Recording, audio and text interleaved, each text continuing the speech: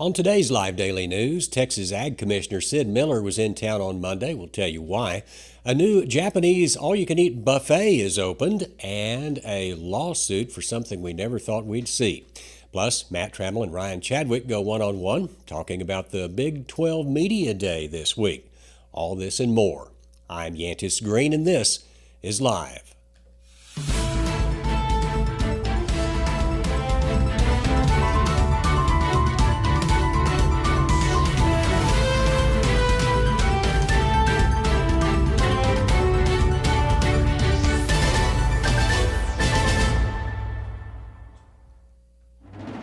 But before we get to the news, situated downtown on the Concho River, the recently remodeled Clarion Hotel provides an upscale, convenient location for your next business trip or meeting.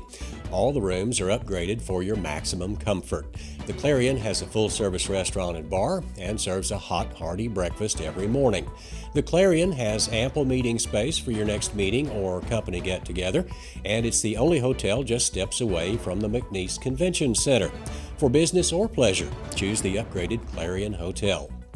We start the show today with news coming out of federal court about a ranch in Callahan County. In an exclusive story on San Angelo Live, civil court documents allege workers from the Ranchland Wind Energy Project cut down over 1,200 trees and defecated on a widow's ranch land. In the suit, the family claims that the trees that were cut down were between 50 and 250 years old.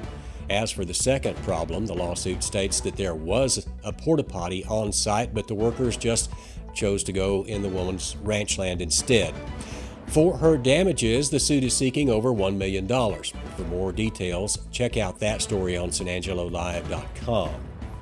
In other news, Texas Agriculture Commissioner Sid Miller was in town yesterday for a meeting with the San Angelo Republican women. His main talking points was the big property tax relief bill approved by the Texas legislature this week, and he also talked about the upcoming election and the school voucher issue and the fact that nothing was done about China buying up land in Texas. Commissioner Miller also talked about what keeps him up at night. The only thing keeps you up at night is bad Mexican food, greasy Mexican food. I'm kind of like General Mattis. I keep other people up at night. Also, big business news today as a new Asian all-you-can-eat buffet, Shibuya, has opened on Sherwood Way. The restaurant launched a soft opening this evening that will last through the rest of the week. Shibuya offers Japanese cuisine. They also offer high-quality sushi and a trendy hot pot dining experience. During the soft opening, the hours will be 5 to 9 daily and then 5 to 10 Friday and Saturday. Go on down and try them out and make sure you tell them that San Angelo Live sent you. The San Angelo Independent School District also has released the school supply list for the upcoming 2023 school year. A Facebook post says that the SAISD says the first day of school is August 17th, and school supplies are beginning to pop up on the shelves of local stores, so you can prepare to go back to school. Our school supply lists are also available on our website. That's according to the school district. They released the supply list only for the elementary and middle school students so far, so you can go to San Angelo Live or the SAISD website to find out which school supplies your child will need for the upcoming school year.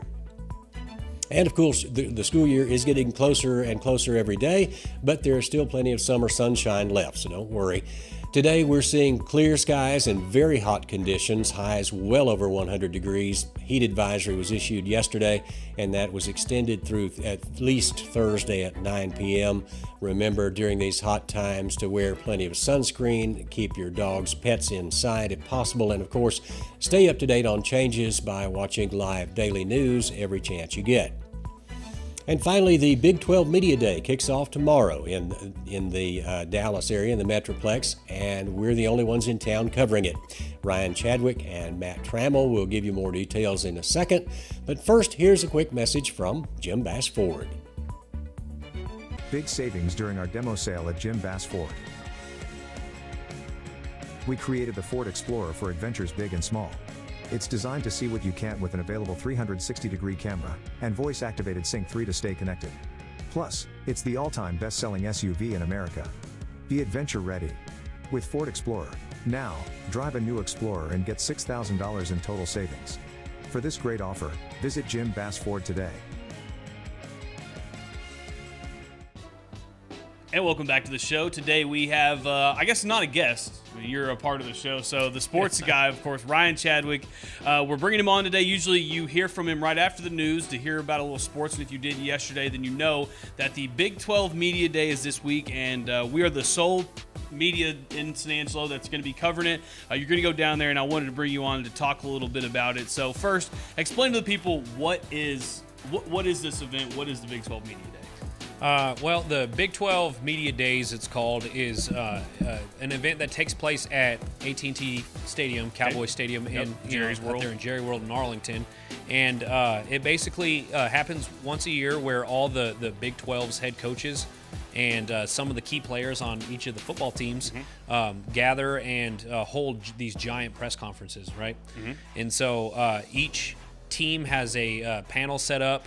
And it's going to be a 2-day event. Each team gets about an hour on the panel, and there's 14 teams in the Big 12 this year. So biggest that's ever been. And then there's more Texas teams now because we're adding in Houston. Added Houston.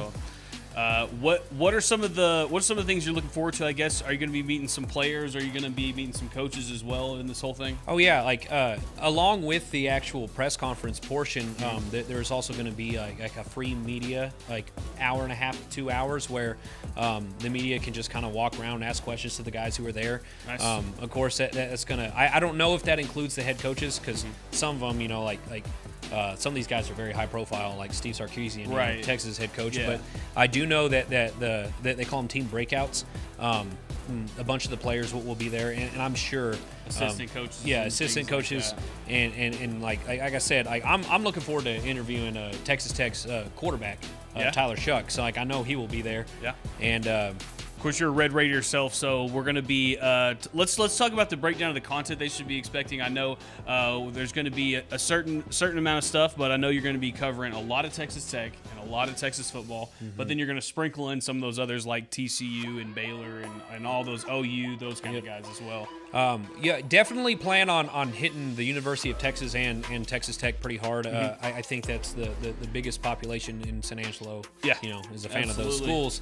But yeah, like for those of you who are Baylor alumni, TCU alumni, like don't worry, like I'm going to be covering that as well. Yeah. And of course, with the great rivalry that is the Red River Shootout, there will be some Oklahoma coverage, because Oklahoma is supposed to have a huge bounce back year this year after only winning 6 games a year ago. What are you expecting this year? I mean, is it? You think it's going to be a little bit of chaos down there?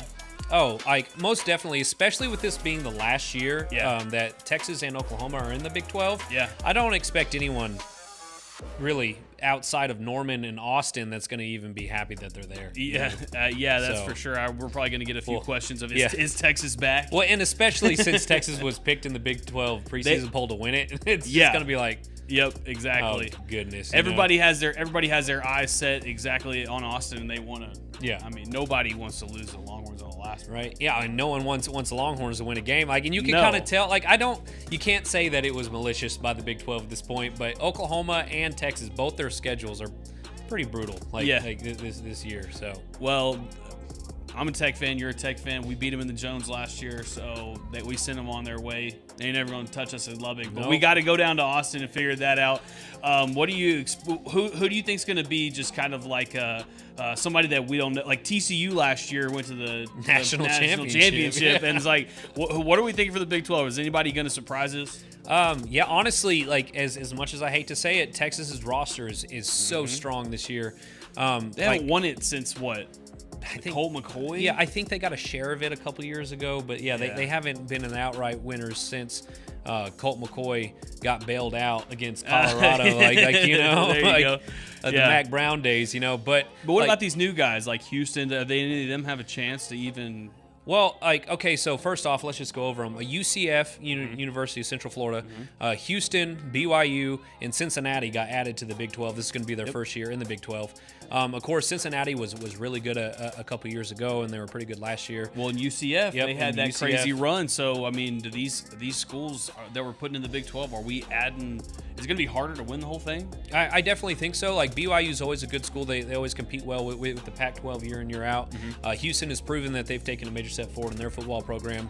Got a constant rivalry going with the Texas Tech Red Raiders, always a nail biter whenever they play Tech. Yeah, and of course UCF, like their competition hasn't been up to what you would consider some of these like ACC schools or SEC schools to deal with, but they claimed that national championship a couple years ago. They did, you know? so they were undefeated. Yeah, I mean, it's gonna be interesting. I don't know if any of their rosters are strong enough to just come in and start owning the Big 12. Yeah.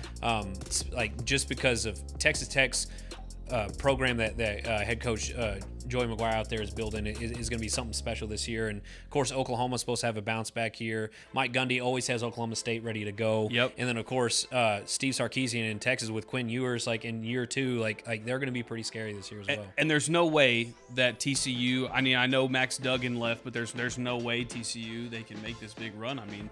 They showed last year that they came out of nowhere. Yeah, like no one really expected them to do what they did last year either. Yeah. But like Coach Dykes is a great coach up there in Fort Worth, and so like he's going to have a squad ready to go. I think there's going to be a little bit of a step back, of course, especially with that national championship. Hangover. Like I know they didn't win, but like still like making it that far, but like replacing the quarterback position. You know they didn't really win. Is that what you said? You know they didn't win? Wasn't the score like 60-10? Hey, that Georgia team last year is one of the best college football teams I've ever seen. They would have given that LSU Joe Burrow team a run for their money. They were really good, and I hope all you Dallas Cowboys fans watching know they're really good because that's the Eagles now. That's the Eagles now. Yeah, they all are on the Eagles now. But no, we'll go back. What are some of the questions that you think you're going to be asking some of these guys? I know that we got a San Angelo kid on the Texas Tech football team. He won't be there, of course. These are for like the stars of the stars. So, I mean, what kind of questions you think you're going to be asking some of those people down there? Well, I mean, if I get the opportunity to talk to Coach McGuire, I think the main thing I'm going to impress upon is here at Cover One we cover high school football, right? Right. And like we're really big into the tradition that is Texas high school football, and that's Coach McGuire's roots. Of course, he's won several titles around the state. Right. Before he moved up and was one of the defensive coaches at Baylor. So I think the questions I'm going to go to is like how has being such a successful high school coach helped your recruiting and building up the Texas Tech program, because like the Texas Tech program, it's on the up, and it's the most optimistic that I think all Tech fans have felt in a very long time. When we had a defense, it was great. Yeah, like I still like that. Like, I can't complain. Like I know Iowa State wasn't that good last year, but like our defense won that game. Our defense won against Texas, like so it's different. It's not bad. And you should ask him, just about the kids that come out of West Texas, because there's a lot of kids from that team who are out of the Midland Odessa area. We got the one from San Angelo, but and of course the Lubbock area. The Lubbock area, there's a ton up there too, and then the Panhandle, and they're not just sticking to like, okay, well we got to grab kids out of the Dallas Houston area because those are the kids that. I guess they think excel, and they look for some kids that are local, and I think that may be a good talking point. Well, of course, and like Texas and Oklahoma kind of get the cream of the crop their pick in the DFW area, right? But one thing that Coach McGuire has done, like if there's a kid out of West Texas who's worth his salt, like Coach McGuire's knocking on his door. So yeah. It's going to be crazy, and then plus all the NIL stuff that is just a nonsense. I mean, I'm sure some of those players up there are getting paid a pretty hefty amount for even showing up to this deal. Oh, of course. And of course, Texas Tech, all their athletes get paid, a certain amount. There you go, bottom dollar. Yeah. That's pretty sweet. And those big guys. So the starting names, quarterback, I mean, I'll take an NIL deal. Yeah, you guys got one out there. And of course, Quinn Ewers, and I guarantee you, Arch Manning. Like, oh my gosh, he already has some lined up at Texas. He's probably got driving a Lamborghini or something, right? It's ridiculous. All right, Chadwick. So tell the people one last time, where is this going to be at, and when should they be expecting everything, and just where to find it at?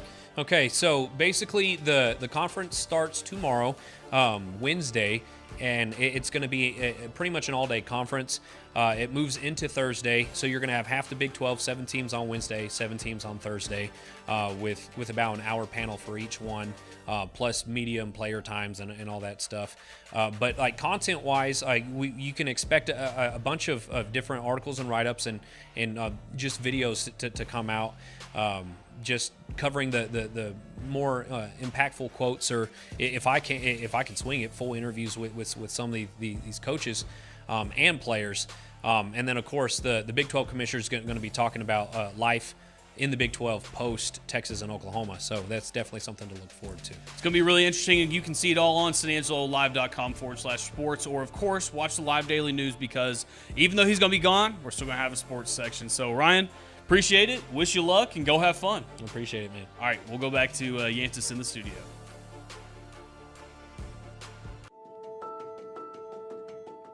Our job is about so much more than cleaning floors.